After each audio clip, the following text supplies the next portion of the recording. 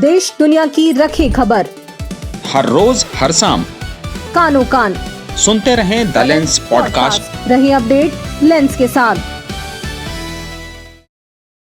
नमस्कार, आज तारीख है 4 फरवरी, दिन बुधवार। मैं हूं अरुण पांडे। आप सुन रहे हैं द लेंस का न्यूज पॉडकास्ट राउंड अप, जहां होंगी खबरें देश दुनिया की और आखिर में होगी खबर खास। पश्चिम बंगाल के मुख्यमंत्री ममता बनर्जी ने राज्य में चल रहे मतदाता सूची के विशेष गहन संशोधन यानी SIR प्रक्रिया को लेकर सुप्रीम कोर्ट का रुख किया। ममता बनर्जी ने बुधवार को खुद अदालत में पेश होकर दावा किया कि यह प्रक्रिया समावेशी नहीं है बल्कि विभाजनकारी है। उन्होंने कहा कि बड़े पैमाने पर मतदाताओं के नाम काटे जा रहे हैं, कई जीवित लोगों को मृत घोषित किया गया है और आधार कार्ड जैसे दस्तावेजों को मान्यता नहीं दी जा रही है। ममता ने चुनाव आयोग पर तीखा हमला बोलते हुए इसे व्हाट्सएप आयोग तक कह डाला और आरोप लगाया कि पश्चिम बंगाल को खास तौर पर निशाना बनाया जा रहा है। सुप्रीम कोर्ट ने चुनाव आयोग और पश्चिम बंगाल के मुख्य निर्वाचन अधिकारी को नोटिस जारी किया है। कोर्ट ने आयोग को 10 फरवरी तक जवाब दाखिल करने का निर्देश दिया है। मामले की अगली सुनवाई 9 फरवरी को होगी। उधर मुख्य निर्वाचन आयुक्त ज्ञानेश कुमार के खिलाफ महाभियोग प्रस्ताव लाने पर विपक्ष गंभीरता से विचार कर रहा है। कांग्रेस नेता KC वेणुगोपाल ने संसद परिसर में पत्रकारों से कहा कि ममता बनर्जी के सुझाव पर पूरा विपक्ष सामूहिक रूप से फैसला लेगा।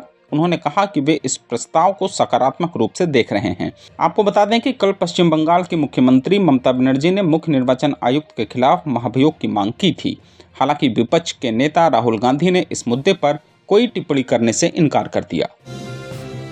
भारत ने ऑस्ट्रेलियाई अधिकारियों के सामने इस मामले को गंभीरता से उठाया और प्रतिमा की शीघ्र बरामदगी और दोषियों को जवाबदेह ठहराने की मांग की। विदेश मंत्रालय के प्रवक्ता रणधीर जायसवाल ने इस घटना की कड़े शब्दों में निंदा की। उधर मामले की जांच में जुड़ी विक्टोरिया पुलिस का मानना है कि जनवरी में चोरों ने एंगल ग्राइंडर से आधार काटकर लगभग 400 किलोग्राम वजनी इस प्रतिमा को चुरा लिया। पुलिस की ओर से स्क्रैप मेटल डीलरों को सतर्क रहने की चेतावनी दी गई है। यह प्रतिमा भारत सरकार ने 2021 में ऑस्ट्रेलिया को उपहार में दी थी, जिसका अनावरण तत्कालीन प्रधानमंत्री स्कॉट मॉरिसन ने किया था।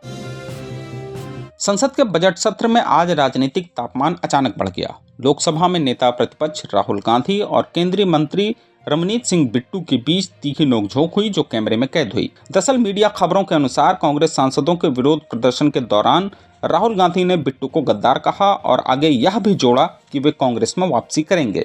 इसके बाद रमनीत सिंह बिट्टू ने हाथ मिलाने से इनकार कर दिया और पलटवार में राहुल गांधी को देश का दुश्मन बता दिया।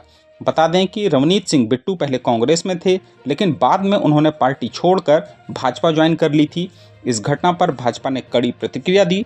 केंद्रीय मंत्री हरदीप सिंह पुरी ने प्रेस कॉन्फ्रेंस में कहा कि राहुल गांधी का गद्दार शब्द इस्तेमाल करना अस्वीकार्य है, क्योंकि यह पूरा सिख समुदाय को आहत कर रहा है। भाजपा नेता अरविंदर सिंह लवली ने भी इसे दुर्भाग्यपूर्ण बताया और सिख समुदाय के अपमान का आरोप लगाया।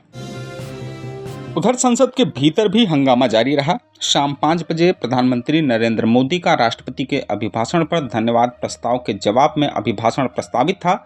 पीएम मोदी सदन में मौजूद थे, लेकिन विपक्ष के जोरदार हंगामे के कारण सदन की कार्रवाई गुरुवार सुबह 11 बजे तक के लिए स्थगित कर दी गई। इससे पहले केंद्रीय वाणिज्य मंत्री पीयूष गोयल ने लोकसभा में भारत अमेरिका ट्रेड डील पर सरकार का पक्ष रखते हुए कहा कि इस समझौते में किसानों और डेयरी क्षेत्र के हितों की पूरी रक्षा की गई है। लेकिन उनके बयान के दौरान ही विपक्षी सांसदों ने तख्तियां लहराते हुए हंगामा शुरू कर दिया।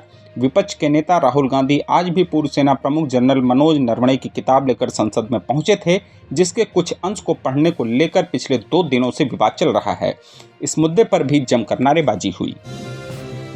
उधर दिल्ली से सटे गाजियाबाद में एक बेहद दुखद घटना सामने आई। मंगलवार देर रात एक अपार्टमेंट की 9वीं मंजिल से 3 बहनों ने छलांग लगाकर आत्महत्या कर ली। मृतक बहनों की उम्र 16, 14 और 12 साल बताई जा रही है। पुलिस के अनुसार तीनों बहनें काफ़ी समय से ऑनलाइन गेमिंग की लत में फंसी हुई थीं।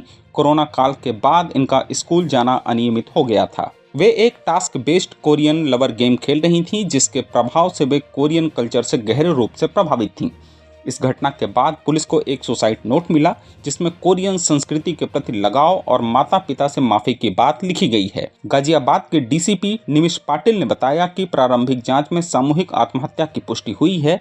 नोट में स्पष्ट रूप से कोरियन कल्चर का जिक्र है, हालांकि किसी विशिष्ट ऐप का नाम नहीं मिला है। पुलिस मोबाइल फोन और डायरी की गहन जांच कर रही है ताकि पूरे मामले की सच्चाई को सामने लाया जा सके। और आखिर में जरा हटके में जानिए आगामी सालों में अंतरिक्ष के लिए क्या है भारत की तैयारी। अंतरिक्ष विज्ञान के क्षेत्र में भारत नई छलांग लगाने की तैयारी में है। अगले 5 सालों में एस्ट्रोफिजिक्स और खगोल विज्ञान को बढ़ावा देने के लिए कुल 3600 करोड़ रुपए खर्च किए जाएंगे। एक मीडिया रिपोर्ट के मुताबिक इस योजना के तहत लद्दाख में 2 नए बड़े टेलीस्कोप लगाए जाएंगे, नेशनल लार्ज सोलर टेलीस्कोप यानी NLST और national large optical infrared telescope. साथ ही हिमालयन चंद्र टेलीस्कोप को भी आधुनिक तकनीक से अपग्रेड किया जाएगा। NLST मुख्य रूप से सूरज की गतिविधियों पर नजर रखेगा। यह 800 से लेकर 1000 करोड़ की लागत से बनेगा और आदित्य L1 मिशन के साथ मिलकर अंतरिक्ष मौसम की बेहतर भविष्यवाणी करेगा।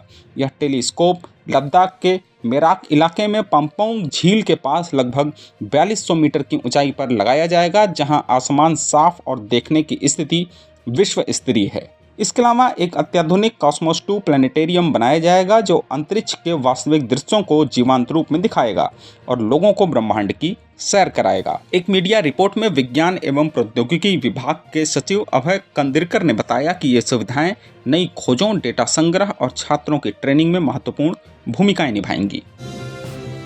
तो आज के लिए बस इतना ही। कल होगी फिर मुलाकात नई खबरों के साथ। खबरों को विस्तार से पढ़ने के लिए विजिट करें हमारी वेबसाइट thelens.in। यूट्यूब के अलावा हमारे पेज को X, फेसबुक और इंस्टाग्राम पर भी फॉलो करें। शुक्रिया। देश दुनिया की रखी खबर हर रोज हर शाम कानो कान सुनते रहें द लेंस पॉडकास्ट। रहे अपडेट लेंस के साथ।